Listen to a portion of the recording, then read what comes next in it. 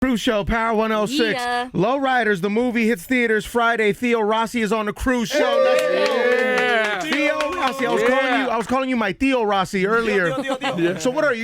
You're a New York guy, LA guy, right? You're kind of in the middle there? I would say I'm basically both. I mean, I spent almost the same amount of time in both at this point. I'm back in New York right now doing Luke Cage out there. Nice. So cool. Yeah. Yeah, man. So I moved back right after Sons to start that. But kind of bounce all over. I was just in Bulgaria for 2 months. I don't really. I'm a gypsy in every way possible. You know what I mean? Yeah, man. Yeah, you, Luke Cage. You guys are filming for season 2 here soon. Yeah. And I can't say anything because Marvel's got like snipers everywhere. Dude, I So, know. yeah, Right? Well, there's a Marvel guy under this, right? Under this He's desk. under the desk. And he's ready to beat I your thought it ass was if you with say you. something. Yeah. Dude, no, he's a Marvel guy, by the way. It's Lachetto from Marvel. Cover He's agents. a superhero. The bulk. Right? Turns into the So listen, we were talking about this off the air, your nationality. You're a Yeah. little bit of everything, Yeah, right? But you do have some Latino in you, right, yeah, boss? second generation ethnic mutt is what I say. And, you know, for me, it's like we were just saying that line, but it's true. It's like the industry is such a box. So I'm just like trying not to climb in it. I'm just like, Yeah, sure. I'm like the living Benetton ad at this point. Right, can do right, it all. right, I can right. do- yeah. Hey, Theo, were you ever a struggling artist? Were you a struggling actor coming up? Yeah? I started as an extra. I'm one of the few people that, like, you know, I could write that book of beginning to end. I mean, I came here. I had a very different life before this, you know, not the way this was supposed to go. You know, this all happened by accident. And when I got in this, you know, for someone like me who they really didn't know what to do with, which is what I was told from the beginning, I had to get a SAG card. So I was an extra. I was an extra in like Sex and the City. I was like Oh, that's the amazing. waiter in the background. And then You I were was guy like, number 2? I was like, no, I don't even think I was number 2. I think I was like number 68 or something. Yeah, Not 69. I'm Right. 68. Hey, there he And is. then- yeah. I always got to get mine. Right. And then That's right. and then yeah, I just got my SAG card, and then I literally had one line on Malcolm in the Middle. Then I did some show Boston Public, and then it was just like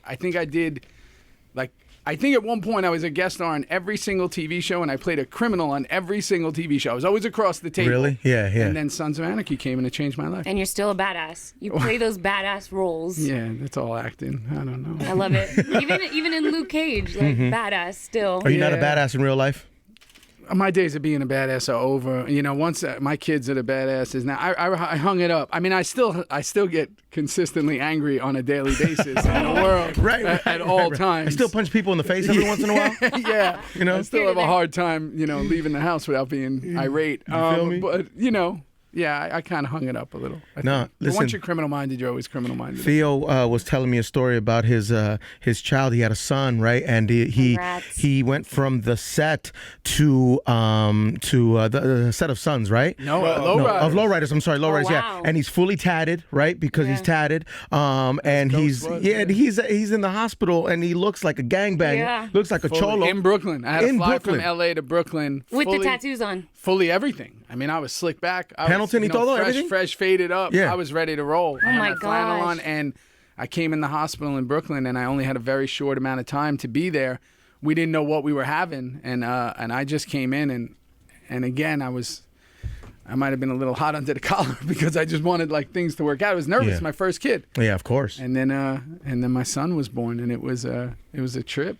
And all our photos from the first You week look like this is cholo ghosts. holding his first Yeah, straight up. Right. Just like, what's up? It said it's my kid, Holmes. What's up? You match the stereotype for the photo. Yeah, And listen, he's committed. He's a committed actor. You know what I mean? He's a method actor. You know what I mean? Yeah. And my passport, I just got reminded. When, You're a cholo on your passport? No, I'm Juice. I got the tattoos on the side of my head and the mohawk in my passport. Yes. When I came back, I just got back from Bulgaria. I was at, and for some reason, I guess I'm just one of those dudes that's always nervous whenever I have to do anything official. So I showed the guy the thing, and he was literally staring at it. And I'm like, this guy's gonna pull me into a room. This is gonna get bad. And Yeah, he finally I'm getting searched. He's looking at it. He goes, Juice. No. I was like, Yeah, I had to do the picture during filming. I didn't have a passport. That's amazing. So it is literally the whole thing. I have the black leather Yeah. cut on. I got the tattoos and the whole bit. my It's like when you're wearing like a Power hoodie on your day off, Yeah. and you're at Target. And I you do just that all want, the you time. want people to ask you if you work for Power. Yeah, it just happens. Right. It just happens. You know what I'm saying? And you're like, yeah, it's me, but yeah. Yeah, it's me, but bro, it's really not me. Yeah. I'm just trying to do this thing. I just need toilet paper really quick. Yeah, man. Hey, that's your water company? It is, yeah. My Ounce man. water. Yeah. So We cool. just launched a couple months ago, and now we're in 3 states, a couple thousand stores, Amazon, everywhere now, and we're about to come to the West Coast soon. This year, we'll be out on the West Coast. It's ounce water, 40 Very ounces, cool. 20 ounces, 10 ounces. And you got to trust Theo when it comes to the water. He's a runner, right? Crystal was telling me you ran New York Foot to from coast. like New York City Marathon just now. I that's just did that. insane. Yeah, Cruz isn't familiar with the Hood to Coast run. Right. Portland, Oregon. You start in Oregon. Yeah, it's the craziest run. It's I just did it with Kevin Hart this year. And It's, DJ Vice, who's part 106 fam. Yeah, all day. Man, Yup. he's like literally one of my favorite humans on the planet. He works harder than anyone. That dude is everywhere at Yes. all times. It's 200 miles, 12 people in 24 hours. So you each run like What? 3 legs, no sleep. So like if I run 7 miles, then you'll run like 6, 7 miles, then someone else will run like 5, 6 miles, and you run through the night. And the vans never stop. They're just following you on the You just run. follow you, and then you get out, you jump in, and like no stretching or anything. You're like in the van, and you can only be like regular sized vans, and then you keep doing that. It's 2 vans of people. So Kevin Hart was in with a couple of people in his. It was me, Vice, and a couple of people in ours, and you just keep doing that for 24 hours. And you're doing this for fun. for fun. For fun. For fun. For Nike, yeah. It's Also, for fun. the It's last for- time I talked to you, you were training for something else, but you were talking about your diet. That Yeah. like you literally eat just calories. Like you eat just to get your calorie intake. You don't really eat for. I eat to live. I don't live It's to for eat. fuel, right? Yeah, To yeah. live. Yeah. But we that's live been to my eat life. around here. Yeah. We have donuts I and eat everything. to There's live. donuts, I yeah. don't. I pushed that stuff on the back burner Really? a long time ago. Yeah, not for me. My man. That's I'm crazy about that. insane.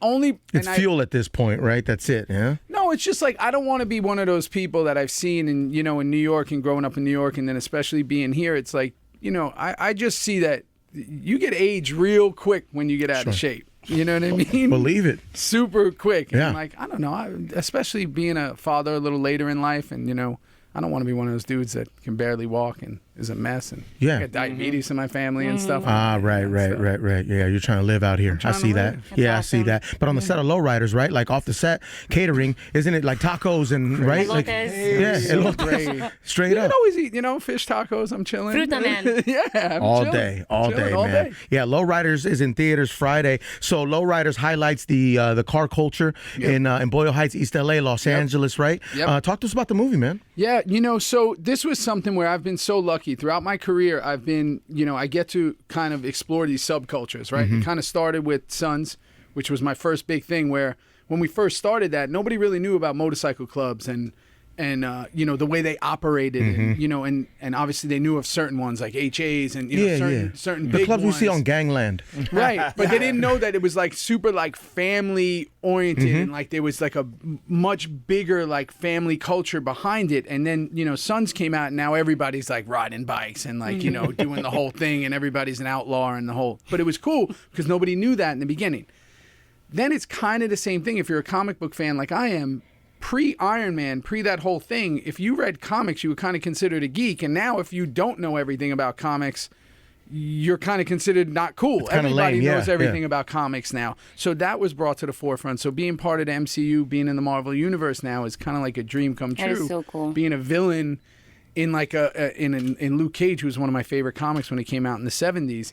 So then it was like, living in East LA, like we've talked about, Eagle Rock, down by the avenues, off Fig, over that. And I was always around, especially with Sons.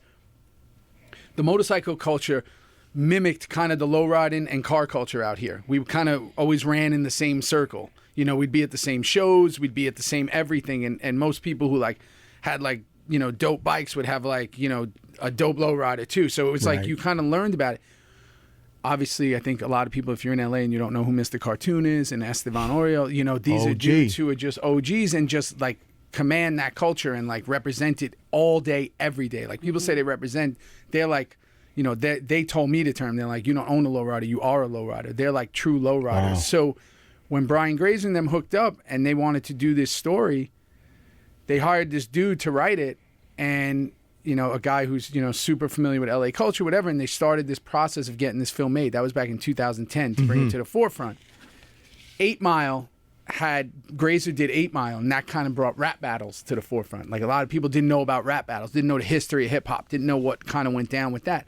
So with Lowriders, we take a peek into another subculture, and we get to show people what, a lot of people in LA might know, but maybe they don't really even know, like what goes down in Whittier and what goes down in Elysian Park, like over there. That's right. And we get to see it for real in its truest sense and the family atmosphere behind it. And what's crazy is after I do Lowriders, I go and get, you know, to a show, Luke Cage, which we keep talking about. The creator of Luke Cage, a guy named Chayo Hodori Coker, wrote the original Lowrider script in 2010. Ah, nice, nice. Full circle. Full circle. Nice. So it's all lining up. Did you identify with your character on Lowriders? 100%. Really? How? Yeah, it was what drew me the most to this project, which made it like I chase characters. I don't Because really, Ghost is a little intense, yeah? super intense. Yeah. But for me, it was more like my father left when I was young. You know, we had a bit of a strained relationship until he was gone. You know, very strained would be the way. You know, and this gave me a chance to kind of explore that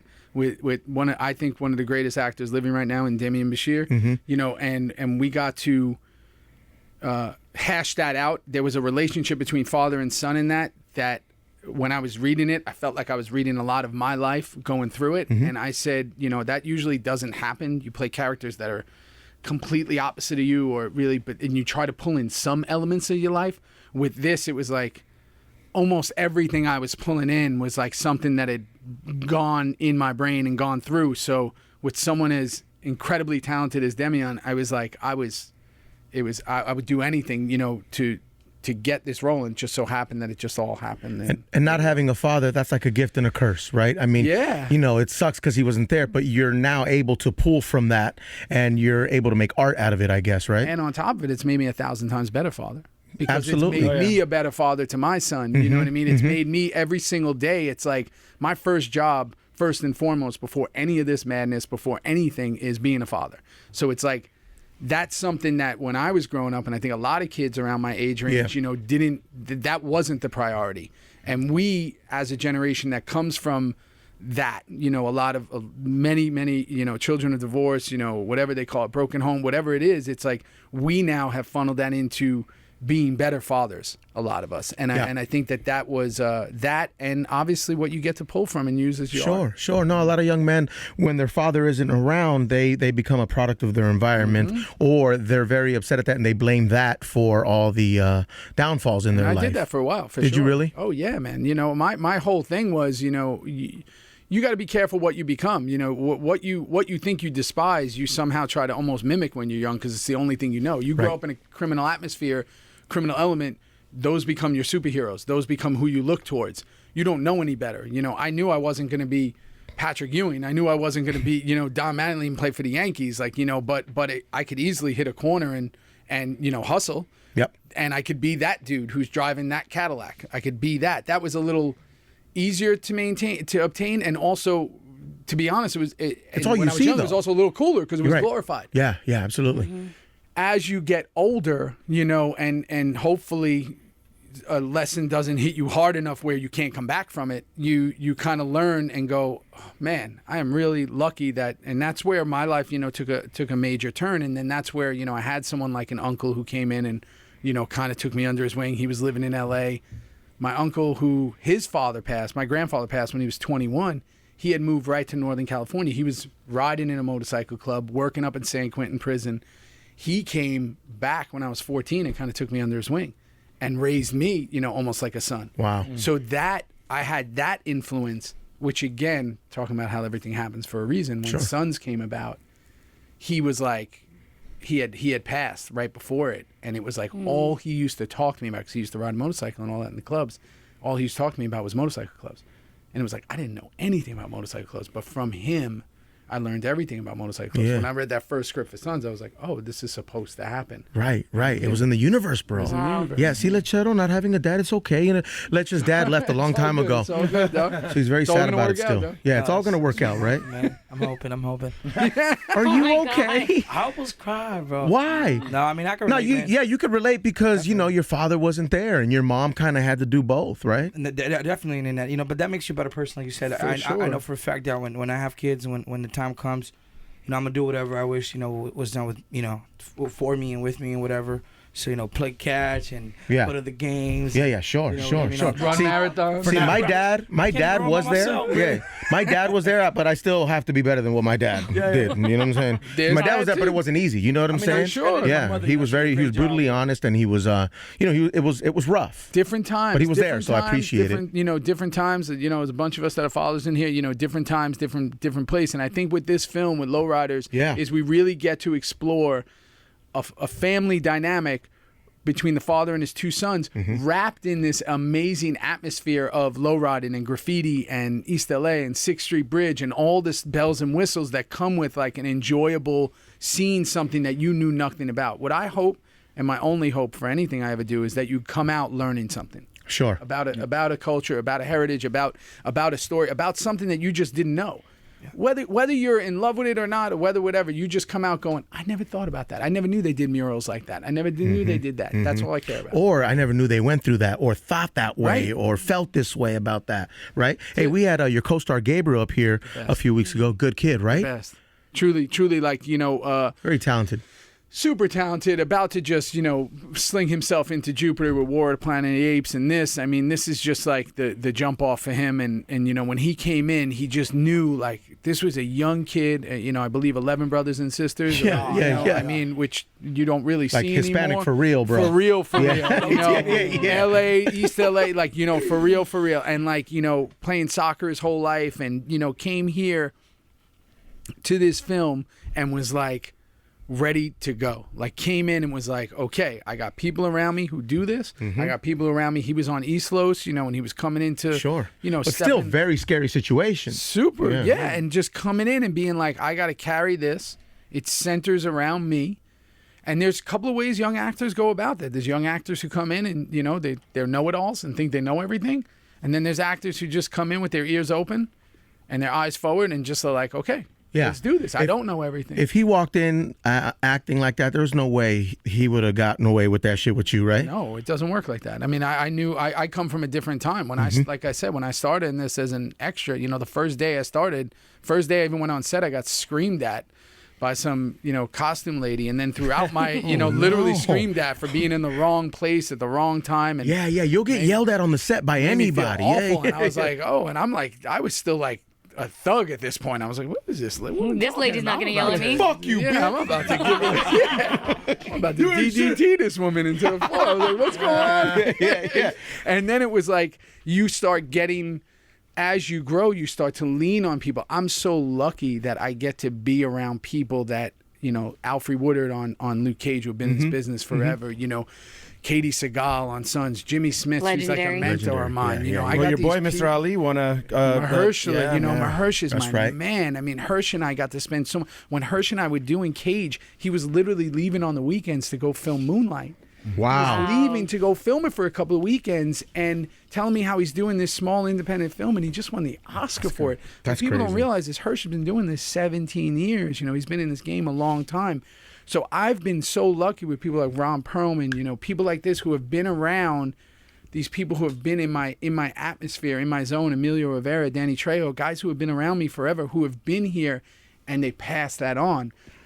So it's your obligation as you've been in the game for a while to kind of see when these, young kids come up and because that's what it is. It's like, if you can't give that back and you can't tell them what you learned. And for me, I wasn't this like, handsome young, kid who came off, and they found at 18 and it was like I was all of a sudden. There was no way you were ugly when you were a kid. Stop it right now, please. No, I mean, I've always, Give me a fucking break, okay, bro? I've always looked like a young, Desi Arnaz meets Ralph Macchio.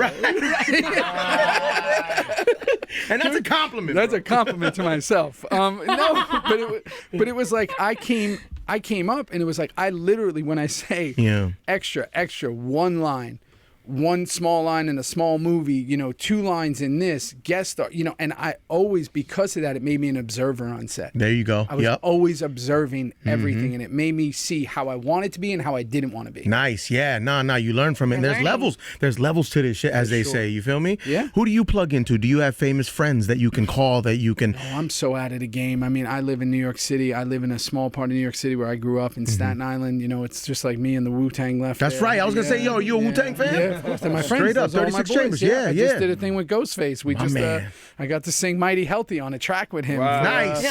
Yeah, me and him together. And, you know, and Meth was on Luke Cage. And, you know, RZA Great cameo. RZA directed an episode of Iron Fist. So they're all there. Mac Wilds. You know, we got a couple of, like, Staten Island people that just... It's, you know, it's crazy to sound. It's 600,000 people, but it's a really small area. It's, you know, it's 1 in 5 boroughs, but it's kind of like its own separate entity. It's kind of on the come up now because that and Brooklyn are really, like, you know, super coming up, and people are influxing from Manhattan. But we got to kind of get to stay out of the loop. And even when I was here, like I said, living in East LA, living down in Eagle Rock, living on the East Side, I was kind of out of it too. I've always been like a family man. I've always been. My madness was when I was young.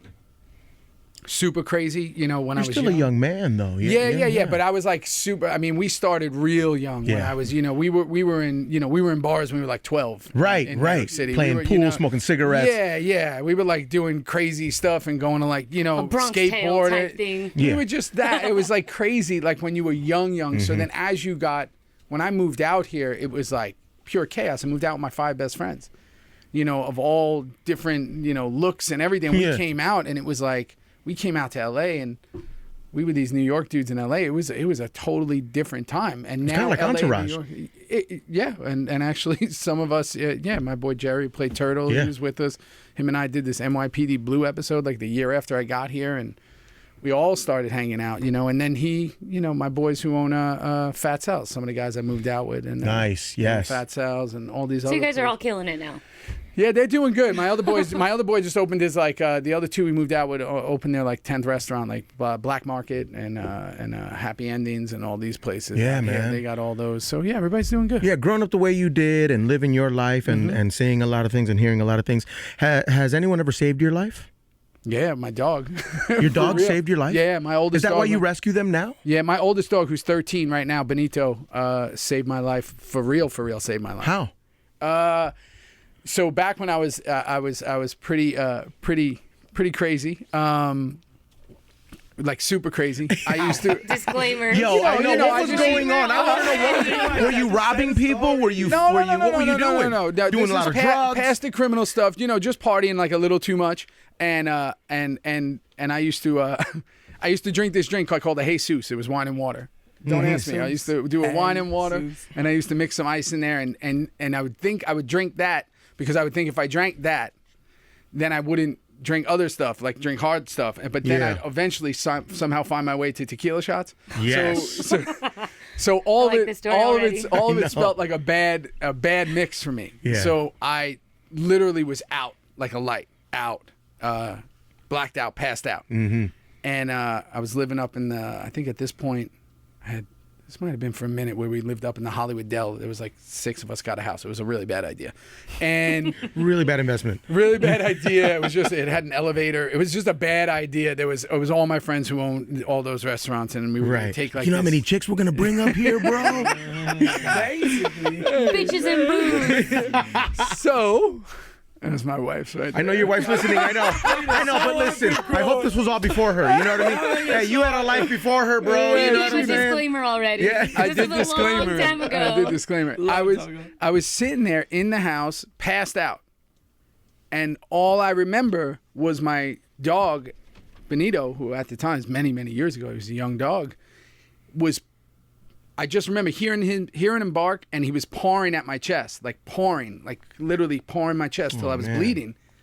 And when I woke up, I had, I guess, like almost asphyxiated myself because I had thrown up. Yeah. You were going to choke to death. Yeah, and I would have choked on it. So I turned, and it all came out, and he saved your life, dude. And he was crying when I woke up, and like he was crying. He was like, woke up. That was it. I haven't partied or anything really. Wow, that's amazing. Yeah, and so he's like that is so cool. He's like, when people say you have I like a love guardian him. angel, yeah, he's the sweetest. What kind of dog is it? He's I rescued him from a kill shelter in the valley. He's like a gypsy? He's a gypsy. He literally is. He's like a, I don't even know, what is he? A shepherd and ridgeback or something. That's what they tell me. Like a Yeah. ridgeback and a shepherd. Yeah, right. And you're rescuing dogs, man. You told me a story about how you got a dog. husky. Yeah, your husky was like a year old in Compton, and he was like half Yeah, dead. half dead. We got a call that these cops we knew, go figure, these cops we knew called us up, and there was this dog that was running around for like 2 weeks. They knew that I had rescued dogs. They knew whatever. My friend who owns, all those restaurants who I moved out with, his girl Carolina, she said that, there was this dog running around, blah, blah, blah, this and that. Beautiful dog, looks like a wolf, looks like a coyote, whatever. They didn't know what it was. And when we went to get him, he was literally half dead, like covered in black soot, ticks everywhere, broken legs, just a mess. And took him in, and like I said, he's like the Fresh Prince of Bel-Air now. That dog, like It's a beautiful dog, man. Yeah. he came saw the from dog. nowhere. The first night we had him in the house, I was like, he had never been in a home. Like, he had never been in a confined Oh, man. home. So he was Yeah. trying to run through the glass doors. So he was like knocking himself out. There was a pizza box, on the oven. He ate the box, the pizza. The only thing he left was that little table that goes in the middle. right. And that's only because he couldn't chew it. You know what I mean? He ate I'm sure he tried to eat Oh, it. Maybe it even came out man. the other side, but he ate everything. He Yeah, ate He yeah. was eating anything that he can get his hands Do on. you see yourself in these dogs? Is that what it is? My thing is, I'm a big believer in like a voice to the voiceless. Like, and that goes for humans as well as animals. I think that, when you're in a position where you have any influence whatsoever, and with social media, we all have Sure. a little bit of influence. We all have an audience. We all have an audience, whether it's 200 people or 200 million people, you have an audience. And I think if you don't use that for some form of good, Right. then my kind of thing is, to sound like my, my old nana, it's like, shame on you.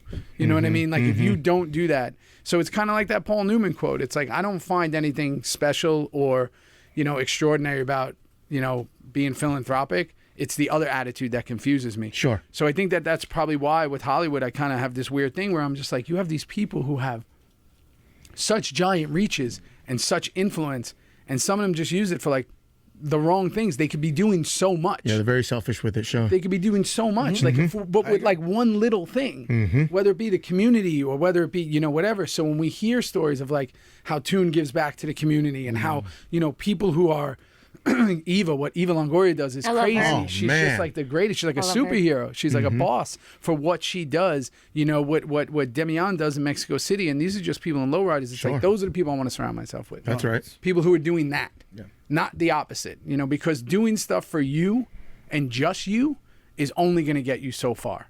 You're just not going to go that far, because then when you get pressed at all, when Yeah. things get hard, it's over for you. You know what's crazy? have Is a lot of anything. people don't think or talk this way anymore.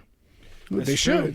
It's true. You know what I mean? We live in a savage society Savage society. I where agree. we're not giving a fuck is the cool thing to do. But you could be a savage about things that matter. Right. You know what I'm Right. saying? Straight up, yeah. Be a savage about things that matter. Be a savage about your health. Be a savage about your family. Be a savage about being successful, but using that success for another reason. Absolutely. So be successful. Nobody's saying you don't be successful. Don't have these cars. Don't have this house. Do that. But at the same time, some of the greatest minds, the most successful people on the planet right now, all they do is give back. Warren Buffett, Richard Branson, these people are giving back. That's true at success, all I think. times. Yeah, That's sure. true success. Yeah, man. Doing it just for yourself is extremely fleeting, number one. You can't. How many cars can you get? How many things can you do for yourself? Sure. How much clothes? How many sneakers can you have? You can do all that, but eventually, that's going to keep running dry. And again, like I always say, when you get pressed, when it gets hard, you're going to quit, because you're not thinking about your kid, your family, your wife, your community. The people who look at you as an influence. So, like I always say, and I've been saying this for a long time, it's like discipline is the root of all goodness. It's like, if you're Sure. disciplined in anything, that's the start of goodness. And so if you just say, I'm going to get up and do this, I'm going to eat this, I'm going to be this with my son, I'm going to do this for my community, that discipline is the beginning of great things. Absolutely. Taking notes, Lechero? Oh yeah, all day. My man. He's got his notepad out on the Mental iPhone. note. Yeah. That way too, man. I always say is you're in a platform where you know, I think positivity doesn't get promoted the way it should, you know, and nowadays everything is just gossip, everything's bad shit, you know. Or just to be flashy. Yeah. And it's like you're in a platform where you could change lives, whether do it's something, through absolutely, wisdom, man. whether it's through giving, you know, some economic value, whatever. I think sometimes just saying something positive, time. Yeah. and that makes people, you know, you could influence people. Is that the in a true meaning of positive way. happiness? Yeah, it's so little things. I think the true meaning for me, and it's taken me many years, and I'm still learning every single day. It's like the true meaning is like it could be as simple as just asking someone, "Hey, how are you?" Right, What's going exactly. down? Or, "Hey, you look Instead of good today, staring at bro," your or- phone. Right. You know, it could be the meaning of Just being polite, man. You know, it's like if someone, you know, it's that old line, like someone says, "How are you?" It's like, man, if I told you problems and I got to listen to yours, it's like we all got problems. I know. Everybody has I'll tell you my Like, problems. I'd complain, but who'd yours. listen, you know? Right. It's everybody's got them, Yeah. but it's like it's the point of putting those to the side and still being able to live your life every day. And I think that I get to be involved and do things that I get to do, the projects I get to work on, Yeah. the people I get to be around. I've been super fortunate enough to, yes, the projects have done extremely well, you know, from Sons to Luke Cage, you know, to Lowriders to a lot of other stuff that we're doing and we have coming out. But I also get to be in a position where I can hopefully now be around more people that are more positive and better people. I mean, I can't say that for everybody in here. I don't know. Sure, what's going sure. down, you know? It's just like, Right. you got to take the We're terrible. average. You got to take the average. We're all fucked up a little bit in here. You know what I'm We're saying? just terrible in here. Yeah. Can you cry on command? I'm I'm not asking you to cry. I'm just I'm asking if you could. It's gotten depending on the situation. Sure, it yeah. all depends on the situation. Like, I don't look tapping. at it as like I've had these characters that just seem to become emotionally unstable. Right. You know what I mean? I've had some emotionally unstable. Shades is not, thank God. Yeah, he's pretty strong He's character. pretty straightforward. Yeah, right. He's as unreadable as it is. He just does his thing. But you know, you get guys that are kind of emotionally wounded and are just longing for something. If you look at Ghost and Lowriders, what is Ghost doing? Ghost just, as hard as that exterior is, He's as fighting. He's as fighting. crazy as that is, he just wants that acceptance of his dad. Yeah. He's so mad. He's coming with so many resentments, 8 years in prison of resentments, of thinking, Yeah. no one visiting him, creating his own story, creating the way things are going to be. He's coming out with pure vengeance and anger, where really all he needs is just a conversation. You nice hug. mentioned jail right there. Thinking about those jail scenes in Sons of Anarchy would make me cry. Oh, Because those I are forgot hard, about bro. Those are hard to those. watch. And I didn't have to act them. Like, No. man, just thinking about them right now makes With me want to Marilyn cry. Manson? Yeah. Yeah, with Marilyn Manson. Yeah, bro. I totally Imagine forgot that. about those Yeah, scenes. man. I was like, oh, that Yeah. right there is enough to make Hectic. me cry. Yo. Hectic. That was awful, man. And you God want to know bless. what's so Why you gotta crazy? bring that up? Those days. Well, I mean, you know, maybe we Makes make you not want to go to jail. Yeah. Oh, and that, you know what it was? Which is so, you know, on a story point sense, I thought it was so absolutely incredibly brilliant because it showed the utter downfall of a person Of who was course, just yeah, trying and to be it's a good authentic. person, Yeah. Yeah. super authentic, super like person who should never have been there from jump, which makes his ending so incredibly powerful. You know what I mean? Because you're like, oh my, I'm so gutted by this dude. What happens to him, and in his trajectory of how that downfall went, in a crazy sense. The fact that it's Manson. Yeah. The fact that That's it's like, so weird. the fact that it's Manson him. is so scary too. And you know what's It's funny? scary. No eyebrows, right? By the whole, It's just a messy pasty, you know what I mean? Yeah, It's just all yeah, bad. Yeah, and we But I hear call he's a him, like- really good guy. well, here's the deal with He's a big man, though. Eminem, we call him, is the deal with Eminem is this. He was, and I'm sure still is, the biggest Sons of Anarchy fan I'd ever met in my life. And I've met him all over the world, from Australia to Yeah. here. Like, I've met And they're rabid fans, dude. This Yeah, yeah, dude yeah. knew everything. The way he kind of got on the show was him and his dad had kind of rekindled their relationship through their love of Sons, and he just wanted to thank Kurt, and then Kurt, you know, made him this character Tully, who, you know, ultimately becomes, you know, the leader of, you know, whatever, and has this whole thing with Juice.